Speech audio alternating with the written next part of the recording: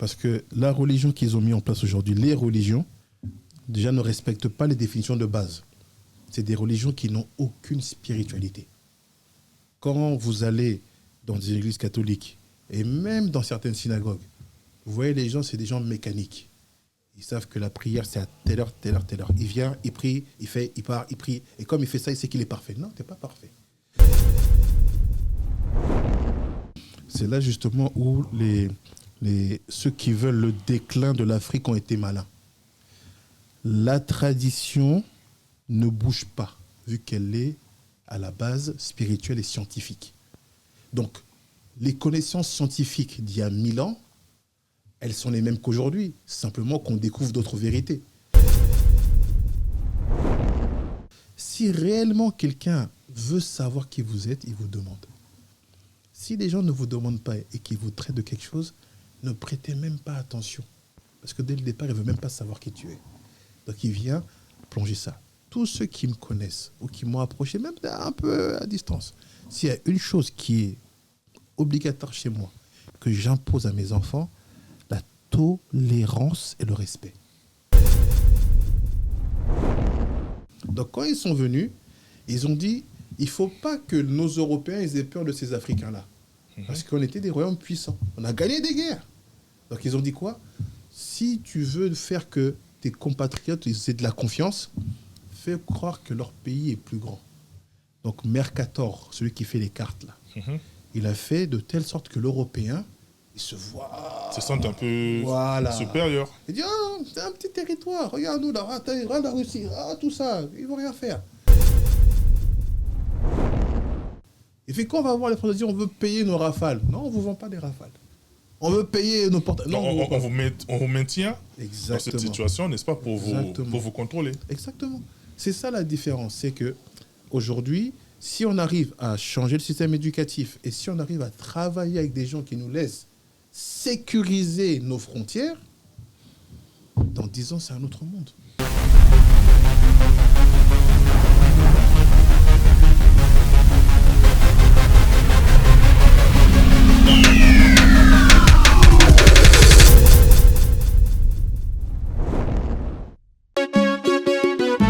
On a du gaz et du pétrole. Restaurant MK Royal, aux spécialités afro-congolaises.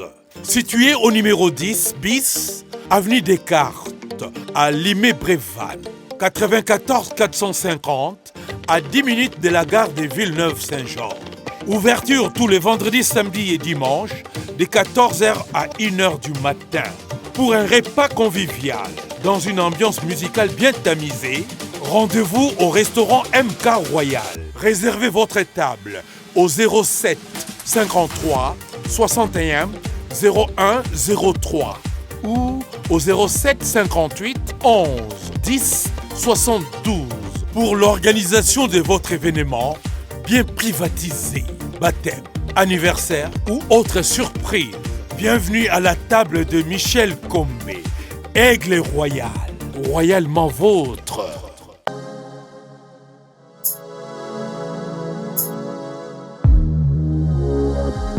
Messieurs et dames, comme j'ai l'habitude de vous dire tout au début de cette émission comme ça, grand merci à vous tous qui nous suivez de partout, à vous tous qui témoignez de l'attention par rapport à cette grande chaîne qui est Congo Révolutionneuse, mais particulièrement à votre émission de décryptage, animée par votre humble serviteur que je suis. Moi, je suis très heureux en tout cas.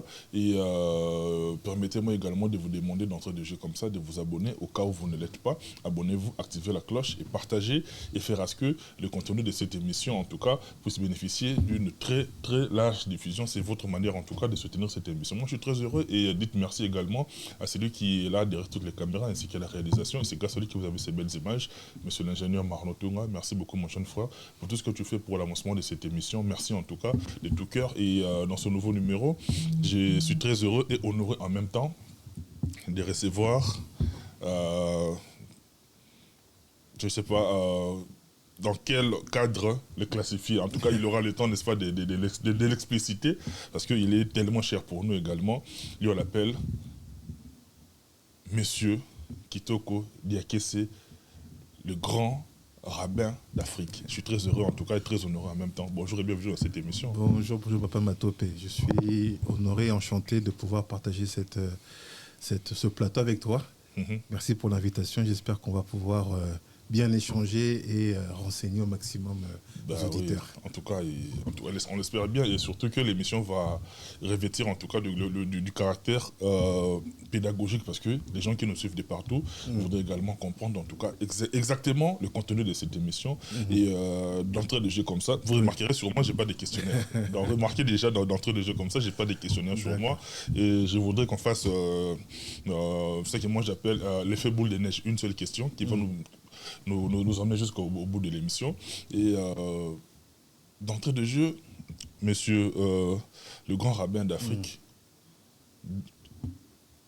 parce qu'actuellement on a remarqué qu'il y a une vague de panafricanisme qui commence à éclore. Et ma question est de savoir si un panafricaniste aujourd'hui tombe sur cette vidéo par exemple et puis se demande mais comment M. Matopé appelle un autre Africain grand rabbin d'Afrique, n'est-il pas, c'est-à-dire le grand rabbin, n'est-il pas un aliéné ou un perdu face à une telle affirmation? Quelle serait votre réaction? En fait, pour répondre à cette question, il faut prendre le temps de définir les choses. Justement. Je pense qu'aujourd'hui, le panafricanisme qu'on connaît, qu'on voit, que ce soit depuis l'époque de Sankara, Thomas Sankara, que ce soit le panafricanisme même incarné par les Luther King, les Malcolm X, vous allez comprendre ce que je veux dire. Je pense que c'est un panafricanisme nilotique. Je m'explique. Allez-y. Quand on est bantou, on sait qu'on a une culture de l'accueil et du vivre ensemble qui est différent. Les théories politiques, sociétales, panafricanistes développées ces derniers temps sont parfois très, très, très, très virulentes. On dit à des sœurs, des femmes noires, non, si tu mets des cheveux qui viennent d'Inde, tu n'es pas panafricaniste. On dit à des frères, si tu te défrises les cheveux, tu n'es pas panafricaniste. C'est parce que si même on est en costume comme voilà. moi là. Moi, j'ai un problème avec ça. Moi, j'ai grandi dans une culture bantou, Congo, où on nous fait comprendre que l'accueil, le vivre ensemble est essentiel. Et quand on lit les textes et les livres de ceux qui parlent de panafricanisme, on a du mal à sentir une certaine élévation de l'âme, spiritualité.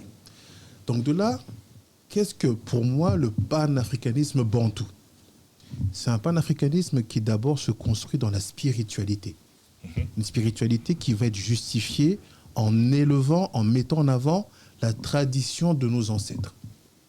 Tous les mouvements panafricanistes aujourd'hui, quand on parle de spiritualité, au mieux c'est l'Égypte. En comparaison, c'est les Kémites. Et on s'arrête là.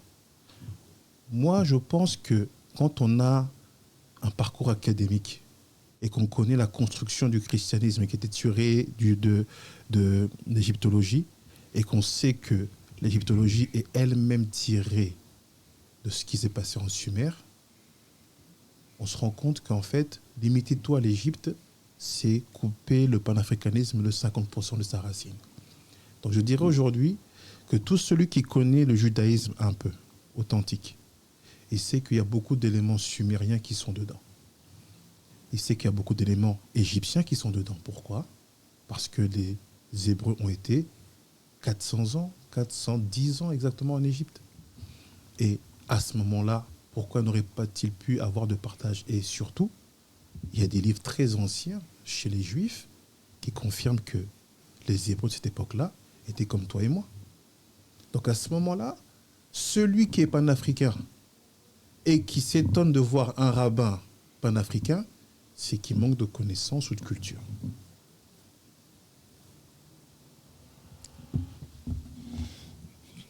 On vous a suivi religieusement, mais toujours dans le même ordre d'idées, comme vous l'avez dit, celui qui s'étonne de voir un Africain dans ce sens-là, manque de culture et tout, mais quelque part dans la Bible, parce que moi je suis chrétien, croyant chrétien, il est quelque part stipulé que mon peuple périt faute de connaissances. C'est-à-dire la connaissance, c'est quelque chose de primordial dans la vie d'un être humain. Oui. Est-ce qu'aujourd'hui, au vu, n'est-ce pas, de l'Africain, l'Africain en général, c'est-à-dire le Maghrébin, subsaharien et tout, Oui. est-ce que s'il faut faire une évaluation par rapport à la spiritualité africaine, où en sommes-nous? Perdus? C'est quoi la deuxième expression? Perdus, désemparés, ou bien sans position carrément? Je pense que la religiosité ou la spiritualité des Africains, elle a connu plusieurs phases. La phase où tu te fais envahir et tu dois changer de religion, tu peux te sentir perdu. Parce que tu sais ce que tu avais et tu vois que ce que tu as reçu ne te correspond pas. On peut parler de ça, par exemple, quand les Portugais arrivent au fleuve Congo et qui demandent au roi de devenir catholique. Maintenant, quand le temps passe et que tu n'as plus de référence ou de repère par rapport à ce que tes ancêtres faisaient, tu n'es pas perdu, parce que tu n'as connu que ça. Donc aujourd'hui, les Africains, qu'ils soient subsahariens ou maghrébins, maghrébins, c'est encore une autre histoire parce que eux, c'est plutôt l'islam, on va dire ça comme ça. On va parler des subsahariens. Les Africains, ils sont aliénés. C'est quoi l'aliénation? C'est quand tu pratiques une spiritualité qui, à un moment, t'oblige à changer dans ta manière d'être physiquement et spirituellement pour pouvoir rentrer dans les cordes. Ça veut dire qu'aujourd'hui, si tu es un bon chrétien, tu dois absolument soutenir Israël, n'est-ce pas? Tu soutiens Israël, mon cher journaliste Matopé. Si tu es un bon chrétien évangéliste, tu dois soutenir Israël, n'est-ce pas? Oui. Alors, il est où la frontière entre la liberté individuelle, réflexion personnelle, analyse de dire non, moi je suis un humaniste. Avoir une religion ne m'empêche pas d'avoir de la pitié pour ceux qui meurent, qu'ils soient arabes ou juifs. Si aujourd'hui tu es chrétien, tu vois bien que ta liberté individuelle, elle est restreinte. C'est ce qu'on appelle une aliénation. C'est quand on est amené à faire des choses qui sont contre notre identité, contre notre culture, contre notre propre volonté. Donc à ce moment-là, le seul travail à faire, c'est de réveiller les gens en leur rappelant ce qu'étaient les choses quand leurs ancêtres étaient un peu perdus. Parce qu'aujourd'hui, on n'est pas perdu, on est aliéné. On ne sait même pas à quoi ressemblait une vie au quotidien dans le royaume des Ngala, des Congo, des Luba. On ne sait même pas à quoi ça ressemblait. Donc aujourd'hui, il faut réinformer, il faut rééduquer, il faut réexpliquer pour que cette envie, cette identité culturelle puisse se réinstaller. Et après ça, dire aux gens les vérités que d'autres disent sur eux-mêmes. Moi, je ne suis pas ici pour dire aux gens, voilà, pensez comme ça ou dites comme ça. Non, je vous dis, regardez. Jésus est juif, ouais, regardez ce que disent les juifs sur lui. C'est tout. Après, débrouillez-vous. Vous voulez rester ce que vous êtes, vous avez le droit. Mais je vous dis les vérités de ce que les autres disent sur eux-mêmes. Et à ce moment-là, il faut faire confiance à la responsabilité personnelle. Tu as une information, tu l'analyses, et après, tu regardes ce qui est bon pour toi. Mais comme je dis toujours... Vous privilégiez le côté réflexion, le côté... Il faut que les gens réfléchissent. Si les gens ne réfléchissent pas, on n'ira nulle part. Si les gens n'ont pas l'habitude de prendre une information, de l'analyser, de la décortiquer, c'est-à-dire que demain, un nouveau venu nous mettra une autre religion et ça repartira de même. Il faut éduquer nos enfants à analyser chaque chose. Ce micro-là, il est comment? Pourquoi c'est comme ça? Pourquoi là? Il faut qu'on soit des techniciens de la réflexion. C'est ce qui sauve un peuple. Parce que quand on sait réfléchir, quand on a quelque chose de nouveau qui n'est pas dans le respect de la tradition, dans le respect des ancêtres, on le voit venir. Et quand on ne réfléchit pas, on se fie à l'émotion. Et l'émotion, malheureusement, c'est ce qui fait que beaucoup d'Africains aujourd'hui pensent que en étant dans la recherche de la vérité, ils vont se retrouver sans Dieu. Ah non, Dieu l'a tout créé. C'est parfois même considéré comme un égarement. C'est ça, mais c'est un problème. Pourquoi réfléchir, c'est un égarement? Quand quelqu'un décide de faire repentance, de dire j'arrête ma vie mondaine, par exemple, et je veux décider de devenir plus pratiquant, plus religieux, il a réfléchi. Pourquoi cette réflexion ne s'appelle pas l'égarement? Et si quelqu'un dans sa vie, on va dire, plus religieuse, dit mais il y a des choses qui me dérangent. Je ne vois pas ma culture, je ne vois pas mon pays, je ne vois pas mon ethnie, je ne vois pas ma mère, je ne vois pas mes grands-parents dans ce que je pratique. En quoi ça devient un égarement? C'est une réflexion qui est poussée. Messieurs et dames, allez-y comprendre que l'émission d'aujourd'hui, en tout cas, pousse la réflexion, nous pousse, c'est-à-dire je nous mets nous tous dans le même sac, nous pousse, n'est-ce pas, à aller très loin par rapport à notre raisonnement. Et pour revenir à notre rabbin, Monsieur Kitoko Diakese, excusez-moi si j'ai massacré votre non, nom, mais c'est c'est parfait. Kitoko Diakité, le grand rabbin d'Afrique. Y a-t-il un processus d'éligibilité pour atteindre les niveaux auxquels vous êtes aujourd'hui? Ce processus-là, en fait, c'est juste... Moi, par exemple, je suis à Moussingombe. Nous, on a une culture où on n'aime pas l'injustice. On n'aime pas qu'on nous mente.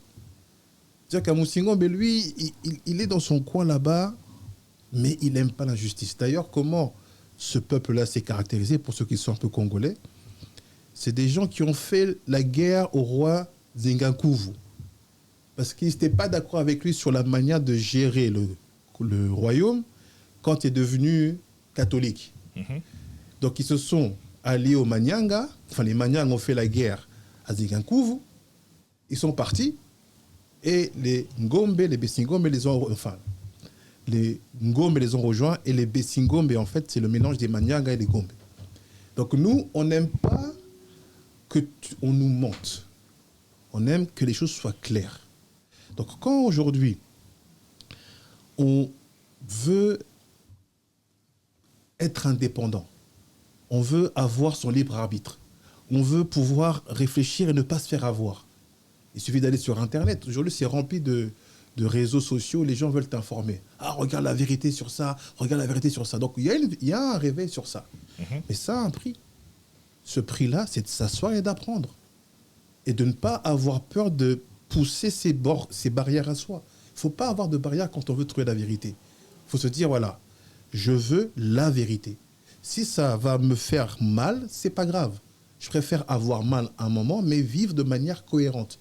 Donc quand, en fait, moi, j'ai fini tout mon parcours scolaire, universitaire, avec ma thèse, l'idée, c'était d'avoir une religion qui était cohérente avec ma compréhension de la vie.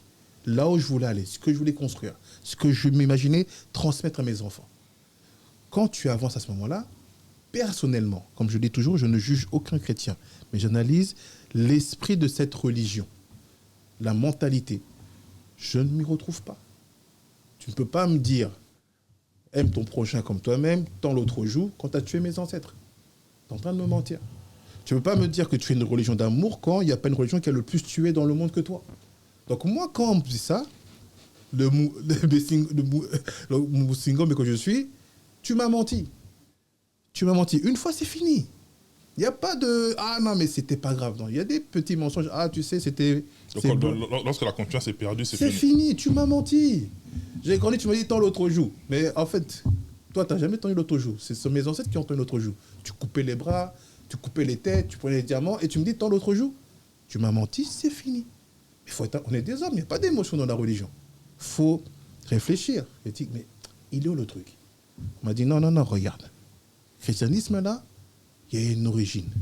Judaïsme. Ah bon, judaïsme, allons voir. Tu commences à lire en français, on te dit Ancien Testament, tu dis, bon, je comprends, mais si je lis une traduction, c'est fini. Je suis en train de lire la compréhension d'un monsieur qui a compris ça dans sa langue. Donc tu préfères aller lire ce qui est originel. Exactement. Pas original, bien, je nuance bien originel. Exactement. J'ai appris l'hébreu. Et en apprenant l'hébreu, là, c'est un autre monde. Ce que les gens disent Ancien Testament, il n'y a pas plus actuel. Parce que l'hébreu, c'est comme le Kikongo, c'est pas le Lingala, c'est comme en fait, il y a des expressions que tu ne peux pas traduire en français. Il y a des expressions en Lingala que tu ne peux pas traduire en français. Tu vas faire des longues phrases, mais tu ne peux pas traduire l'expression parce qu'elle veut dire trop de choses en même temps. Quand tu lis la Bible en hébreu, tu découvres un autre monde. D'un coup, tout ce qu'on te disait là-bas... La Bible hébraïque. Oui, hébraïque. Parce qu'elle est hébraïque à la base. Elle a été traduite en grec, et après en romain, en latin, et après c'est devenu en anglais, en français, en chinois, tout ça. Mais quand tu traduis, vu qu'il y a des expressions qui ne peuvent pas se traduire, donc je vais utiliser ma manière à moi de sentir l'expression pour la mettre. Donc quand tu lis une Bible traduite en français, tu lis en fait la compréhension de Louis II, de ce qu'il a lu, il a lu de quelqu'un d'autre. Mais ce qui est du texte originel, tu ne l'as pas. Et quand tu lis le texte original et originel, à ce moment-là, tu découvres quoi? Mais en fait, là, il y a mon peuple, là. Là, il y a mon histoire, là. Mais ça se comprend différemment. Là, je retrouve nos pratiques. Là, je retrouve ci. Et c'est comme ça que j'ai commencé à creuser. Et en creusant, on arrive à un moment, il y a 1 mois et demi, on a été reçu par le président de Namibie. Il y a 1 semaine, on a été reçu par l'ambassadeur d'Afrique du Sud. Ils nous disent, mais on ne savait pas ces choses. On parle des États, hein.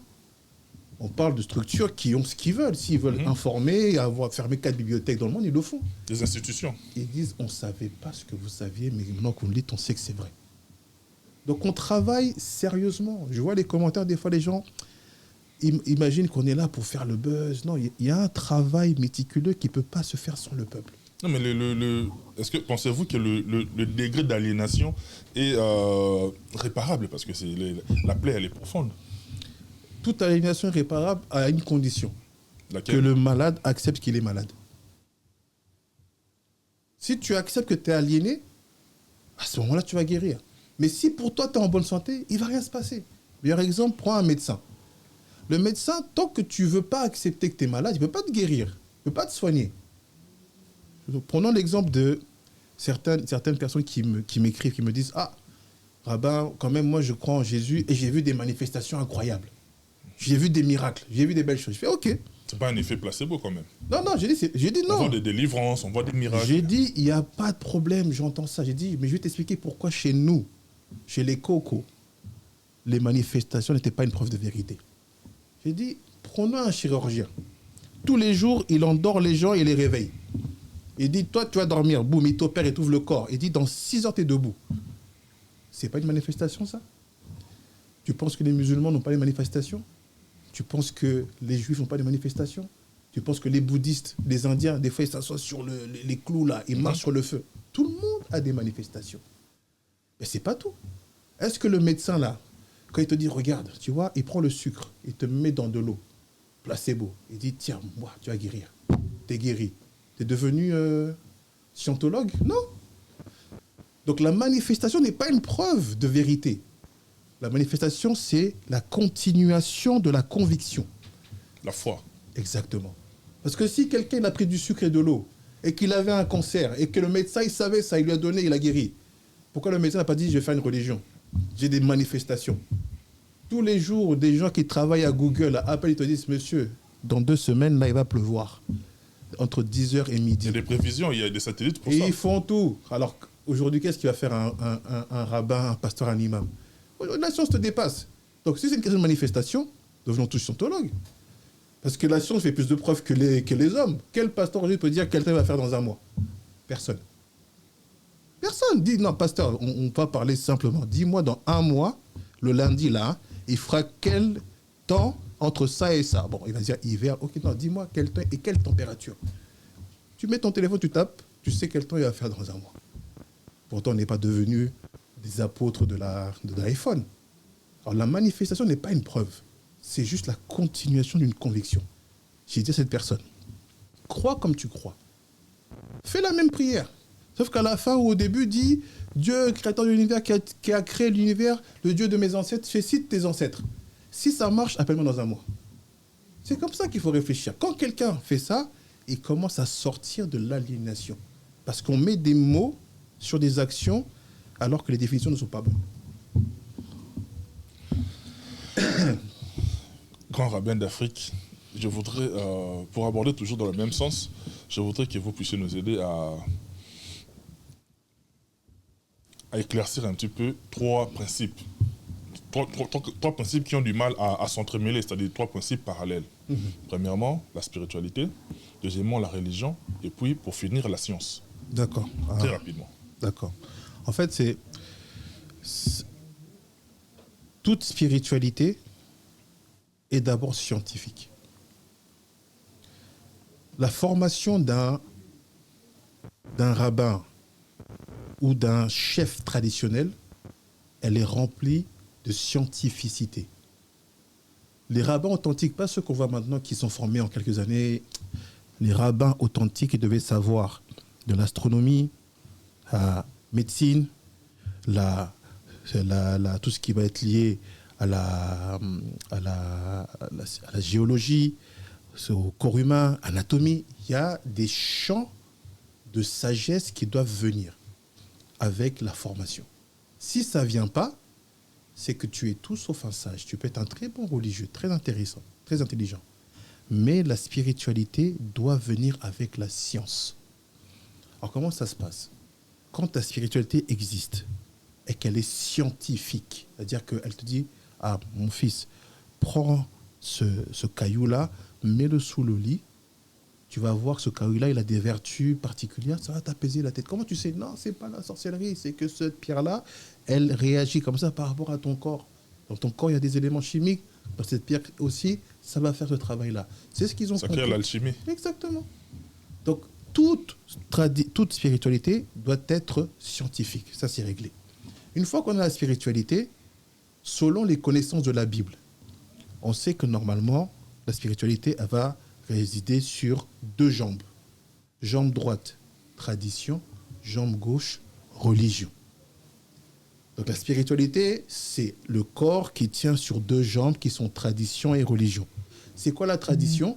C'est la spiritualité, comment elle est comprise par ton ethnie, par ta nation, par ta population. C'est ça la spiritualité, c'est ça la tradition. C'est la compréhension, l'application de la spiritualité dans ton pays, dans ton ethnie. Maintenant, c'est quoi la religion à la base?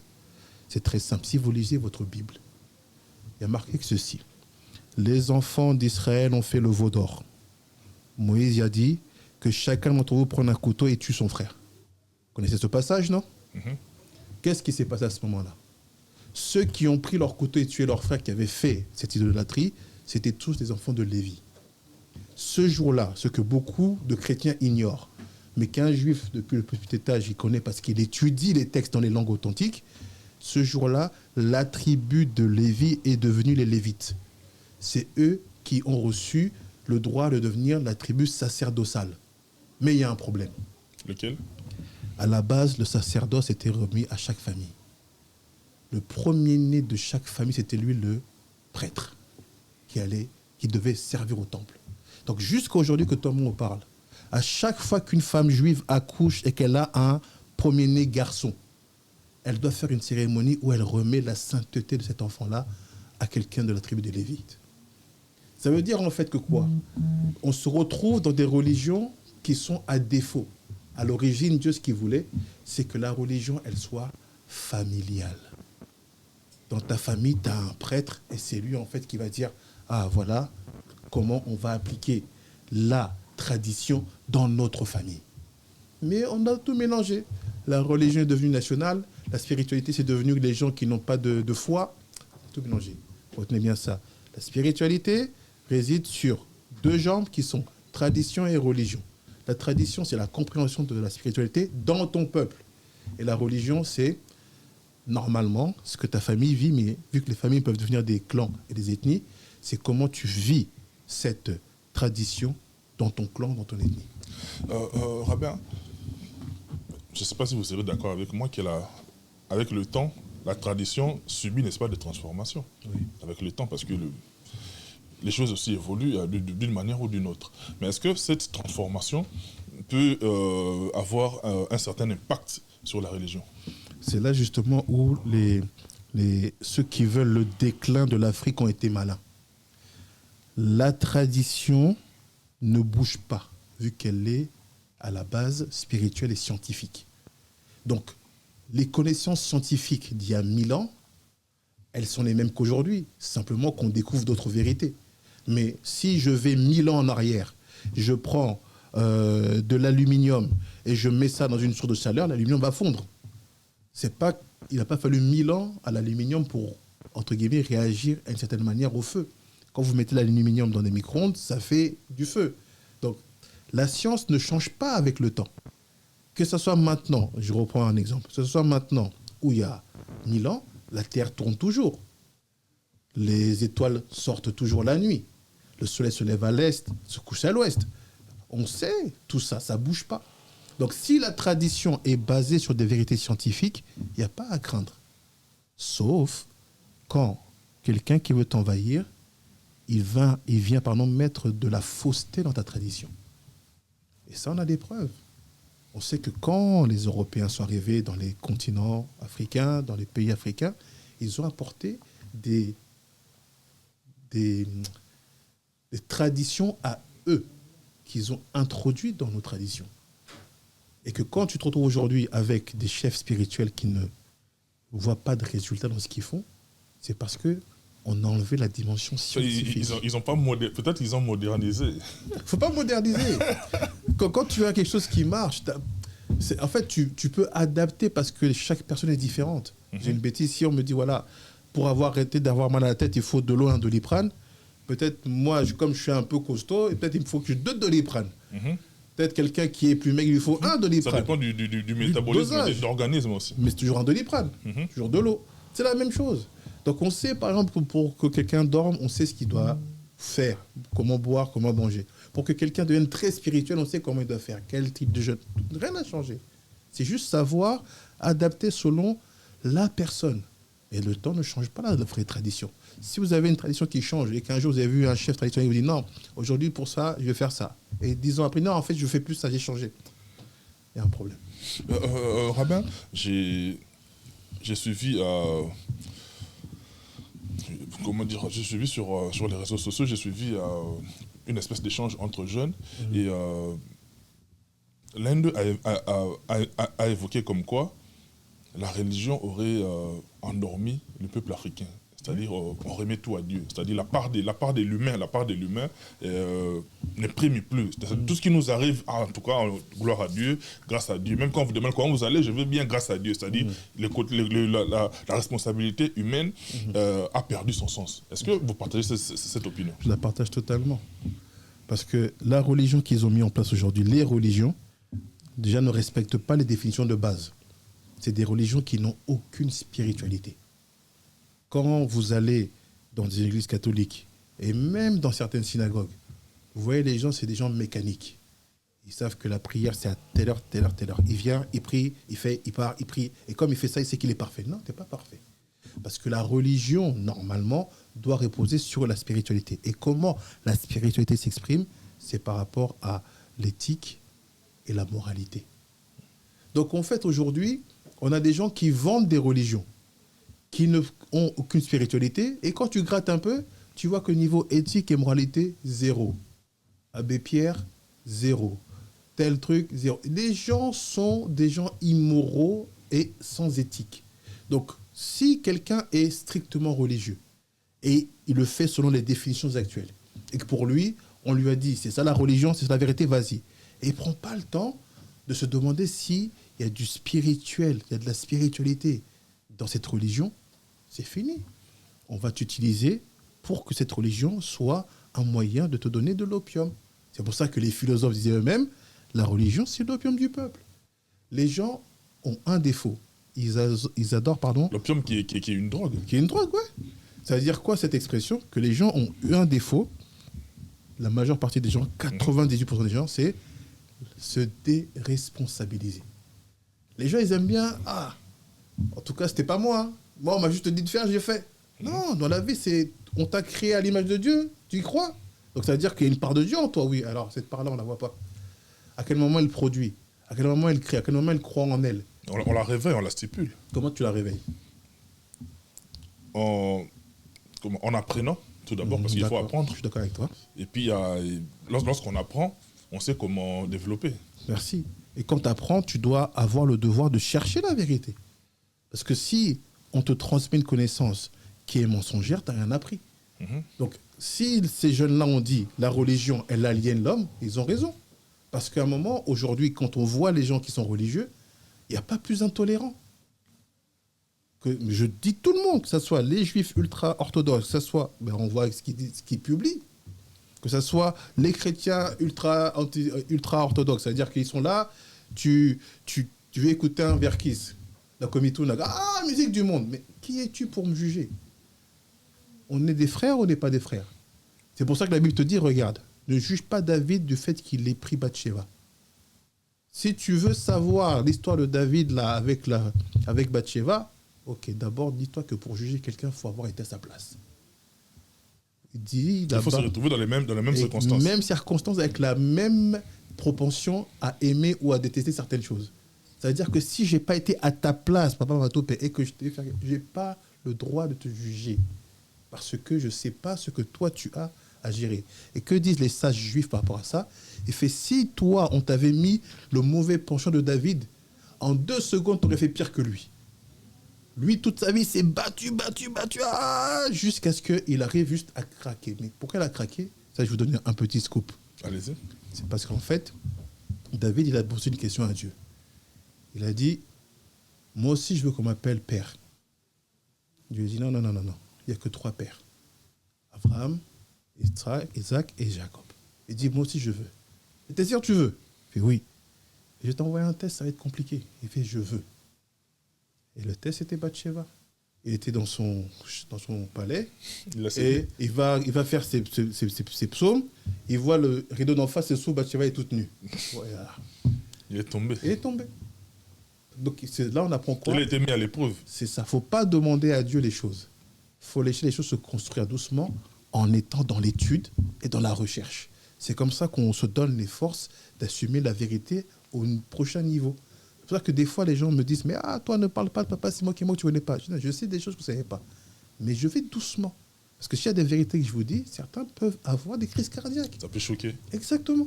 Donc, il faut aller doucement. Il faut avoir la considération pour les autres. Il faut dire ce qui est entendable selon les cercles, selon le moment. Rabbin,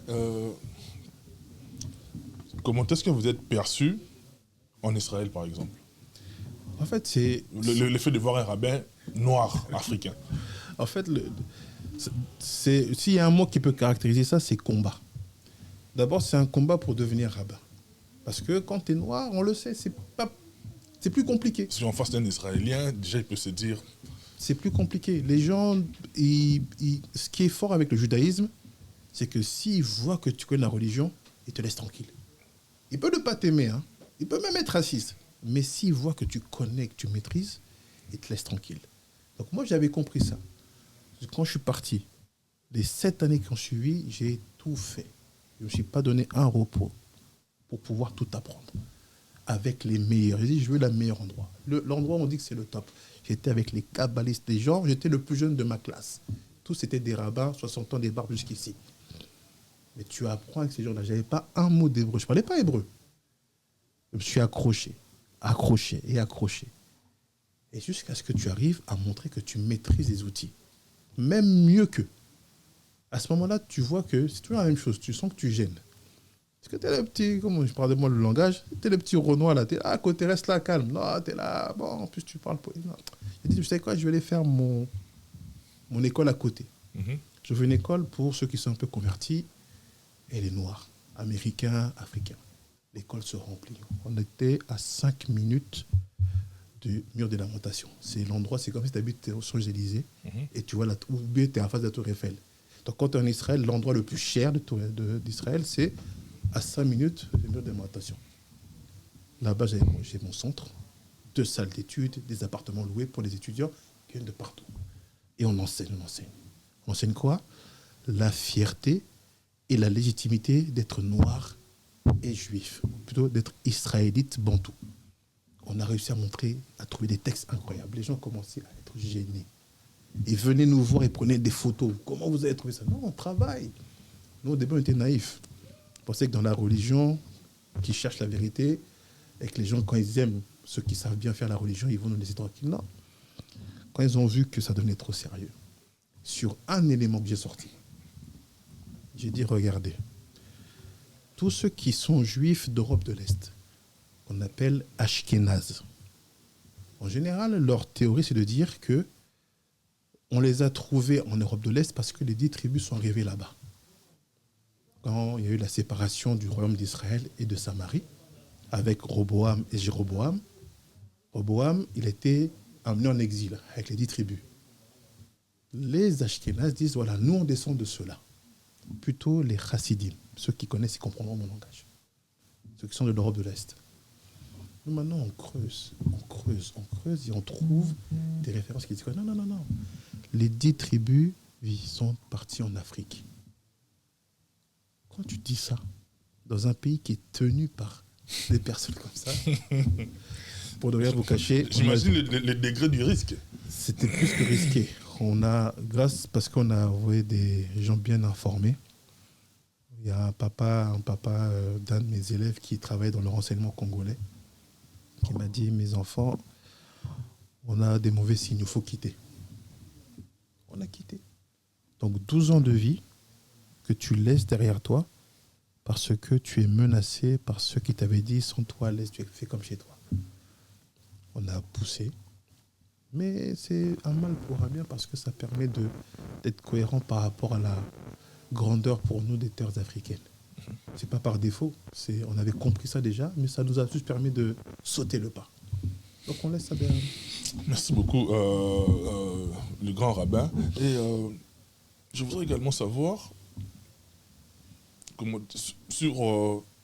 dans quel angle vous êtes perçu dans notre communauté à nous. Parce que souvent on vous consulte, parce que les gens aussi se font des idées comme quoi vous considèrent comme un féticheur, vous considèrent comme un occultiste. C'est-à-dire les gens peuvent vous aborder dans l'idée que à travers vous, ils peuvent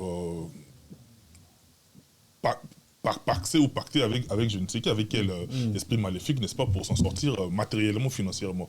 Quand ça vous arrive, comment vous réagissez plutôt? Moi, déjà, à la base, je suis quelqu'un qui ne cherche pas à connecter avec les gens. J'ai une famille congolaise. J'ai des personnalités très connues dans ma famille, mais je ne dis pas parce que je ne veux pas... Des footballeurs, des chanteurs. Je suis très discret. Je ne cherche pas à dire aux gens, regardez.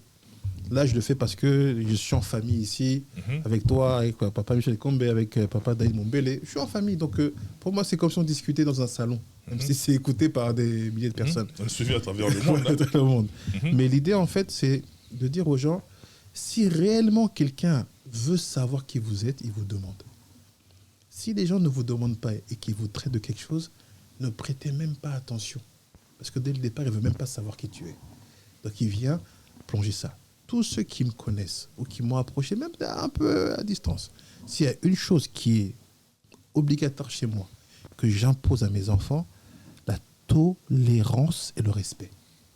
Tu peux avoir ta vie, tu peux faire tes choix, tu peux penser différemment, mais jamais, jamais n'impose que tu penses aux autres ou ne dénigre les autres.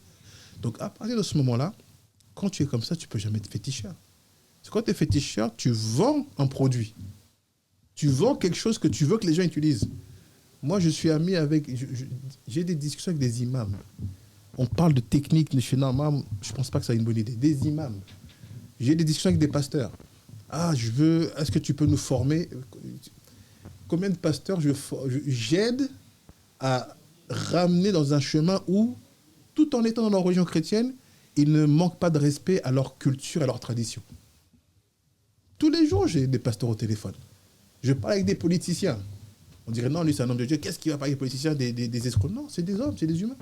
C'est des bantous, c'est nos frères, c'est nos sœurs. Il faut aider. Que ce soit des deux côtés du fleuve Congo, en Afrique du Sud, en Namibie. On parle avec des chefs d'État. Donc l'idée, en fait, c'est de dire, si j'étais un féticheur, j'aurais un business model que je vends à tout le monde. Là, je ne peux pas vendre le même business model à un imam et à un président, quand même. Je ne peux pas dire la même chose à toi. Non, quand il y a la connaissance, la spiritualité, c'est une vraie connaissance. Ne laissez personne vous faire croire que la spiritualité, c'est trop compliqué. Non, c'est structuré, c'est carré. Il y a des lois spirituelles. Et ces lois-là, moi, j'ai eu la chance de savoir où c'est, comment c'est structuré.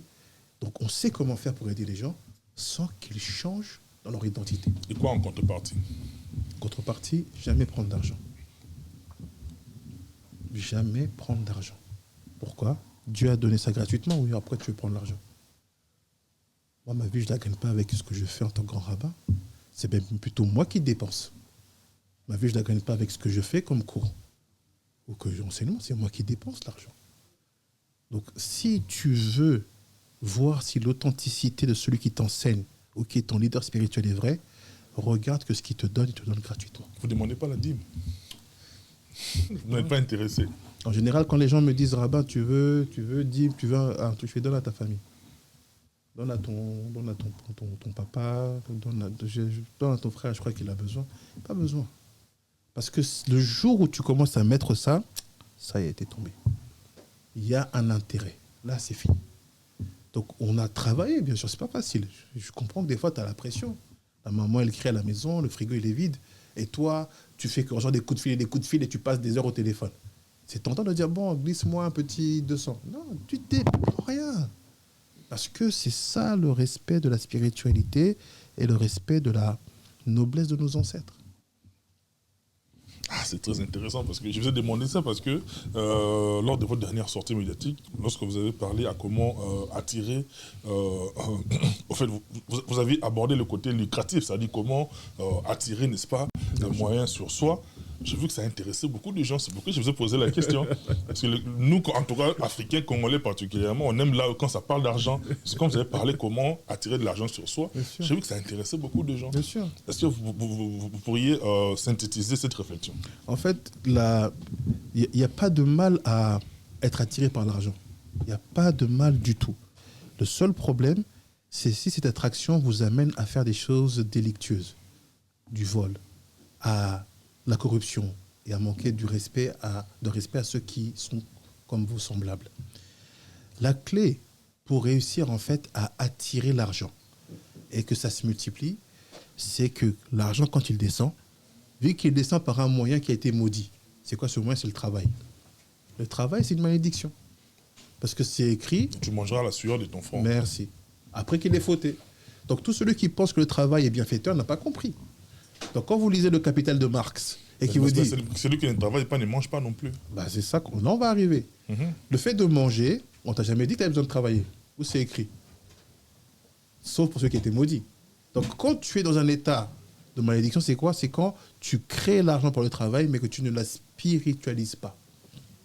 Spiritualiser l'argent, c'est réussir à faire en sorte que la manière dont tu vas faire descendre cet argent, c'est de ne pas croire que c'est tes mains qui ont fait descendre ça. C'est de dire non, cet argent-là était déjà prévu pour moi depuis longtemps. Dieu me l'a fait descendre. Et moi, ce que je vais faire, c'est la spiritualiser. Et ça passe par, le fait de savoir quoi en faire, quel travail, entre guillemets, tu fais à côté pour ne pas rendre impur cet argent-là. Et surtout, donner ta dîme et savoir faire des priorités. Donner la dîme à qui? Comme j'ai dit, à son pasteur.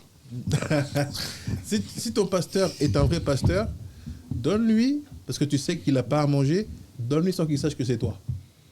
Si tu lui donnes parce que tu es parti là, tu as dansé, tu as fait quelques pas de danse, tu lui as donné, moi je ne crois pas à ce don-là. Tu veux donner une dîme, vraiment à ton pasteur, te donner une dîme, même à ton frère. On y a écrit, ce que ta main droite te donne, ta main gauche ne doit pas savoir. Donc tu vas dans sa boîte aux lettres, tu sais la vie de pasteur, non? Tu mets enveloppe blanche, sans nom. Tu mets, tu pars. Anonyme. Anonyme. Là, vous maintenez des bonnes relations dans la spiritualité. Si tu sens que le pasteur a besoin d'argent. Mais si tu as même ton frère, la même chose. Ne jamais donner l'argent à quelqu'un parce que ça crée un sentiment de c'est grâce à moi que tu as. Pas bon. Rabbin, je sais qu'il y a aussi un impact visuel par rapport à ce que nous voyons, parce que derrière toi, permettez-moi de vous tutoyer. Oui, plaisir. Derrière toi, on voit un éléphant, derrière moi, on voit un lion et tout. Mais étant donné que votre compétence, elle est universalisée, c'est-à-dire elle est large, lorsqu'on voit aujourd'hui la carte du monde, on a l'impression que l'Afrique est un pays. Alors que sur la même carte, on voit d'autres minuscules pays avoir presque la même superficie que tout un continent africain. Ça produit un impact visuel parce que même nos enfants, même nos arrière-petits-enfants auront du mal, n'est-ce pas, à cerner cela. Est-ce que vous enseignez aussi par rapport à ça? Bien sûr. Le fait de faire partir l'alignation de l'intellect africain, bantou, c'est d'abord de dire que quand quelqu'un il a un plan pour te voler, il ne va pas juste venir et t'attendre au coin de la rue. Il va faire une stratégie. Il va t'observer. Et quand il va passer à l'action, il va être sûr que ça va marcher ce jour-là. Et quand il va voler, il va être sûr que tu ne vas pas le retrouver. C'est la même chose. Ces gens-là ne sont pas arrivés en Afrique par hasard. J'ai parlé avec un historien un jour qui a dit comme ça. Il dit, attends, Christopher Colomb, il arrive en Amérique dans les années 1400. Soi-disant, les invasions africaines, européennes en Afrique, on est à 1800. Quoi. L'Afrique, c'est devant vous, là. Vous avez le temps de partir à l'autre bout de la terre d'Amérique, vous ne savez pas que l'Afrique était en face? Non, ils savaient très bien. Ils avaient très bien perçu quelle était la puissance des royaumes qui étaient là. Donc quand ils sont venus, ils ont dit, il ne faut pas que nos Européens aient peur de ces Africains-là. Parce qu'on était des royaumes puissants. On a gagné des guerres. Donc ils ont dit quoi? Si tu veux faire que tes compatriotes aient de la confiance, fais croire que leur pays est plus grand.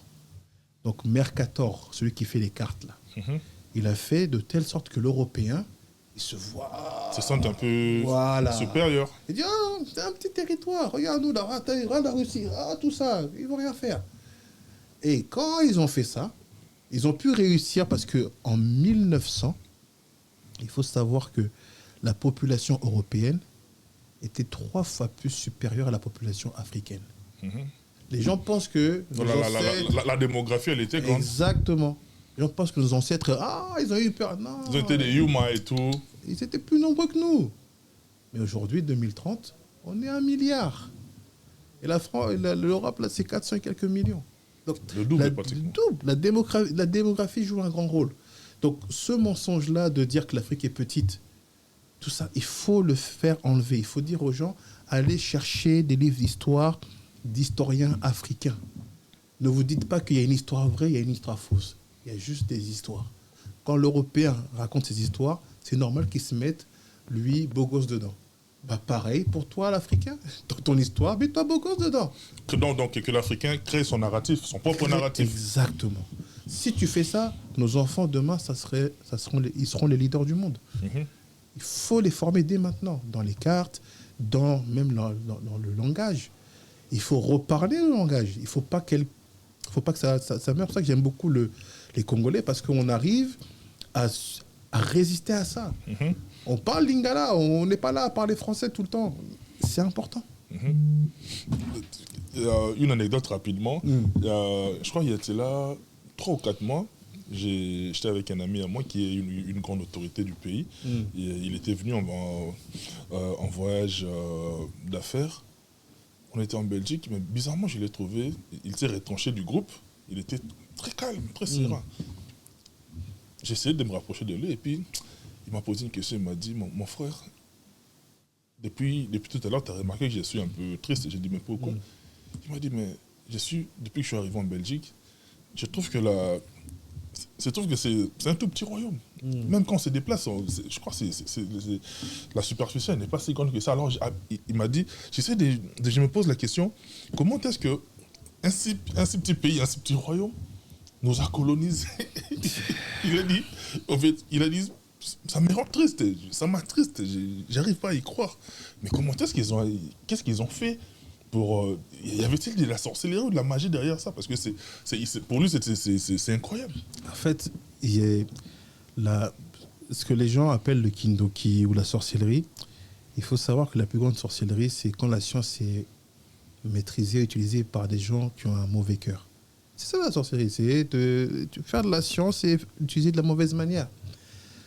Ce qu'ils ont fait, en fait, c'est comme ça. Le royaume Congo, si on parle des Belges, le royaume Congo, c'est presque 900 ans de royaume. Le dernier jour du roi Congo, c'était en 1914. Les Portugais ont mis fin à l'existence du royaume Congo en 1914, quand c'était Manuel III qui a régné que 3 ans, de 1911 à 1914. Ça veut dire que déjà depuis 1870, le royaume était en déclin. Qu'est-ce qu'ils ont fait?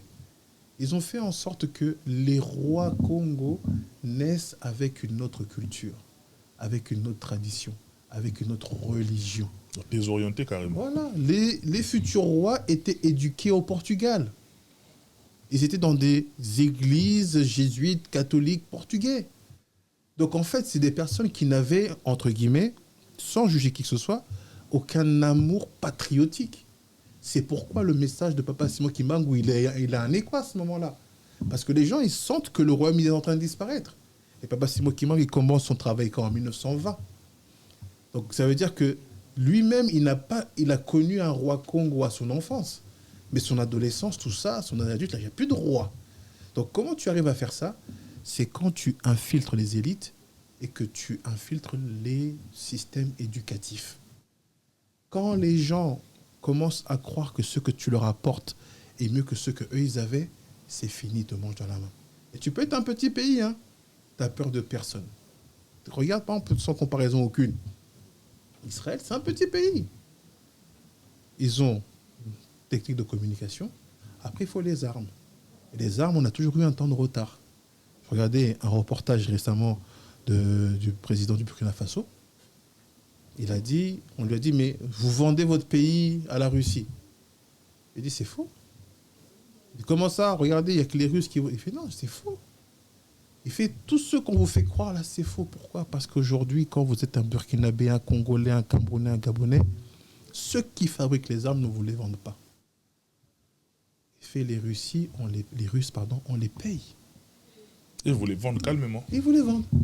Et qu'est-ce qu'ils font dans le narratif? Non, ils ont vendu. Non, il fait non, on paye. Il fait quand on va voir les Français dire on veut payer nos rafales. Non, on ne vous vend pas des rafales. On veut payer nos portables. Non, on vous maintient Exactement. Dans cette situation, n'est-ce pas, pour vous contrôler. Exactement. C'est ça la différence. C'est que aujourd'hui, si on arrive à changer le système éducatif et si on arrive à travailler avec des gens qui nous laissent sécuriser nos frontières, dans 10 ans, c'est un autre monde. Est-ce que vous arrivez d'être consulté par nos autorités? C'est-à-dire nos autorités congolaises. Je suis en relation. Ouais. Monsieur le Rabé, en tout cas, nous, on tend pratiquement vers la fin de cette émission. Je sais que c'est la première fois qu'on vous reçoit, mais c'est surtout pas la dernière. Parce qu'il y a tellement à dire, il y a tellement à expliciter. En tout cas, nous, on ne voudrait pas que cet honneur puisse s'arrêter. On est très honoré par rapport à votre présence. Est-ce que tout celui qui vous a suivi, en fait, qu'est-ce que tout celui qui vous a suivi puisse retenir par rapport à votre passage dans cette émission?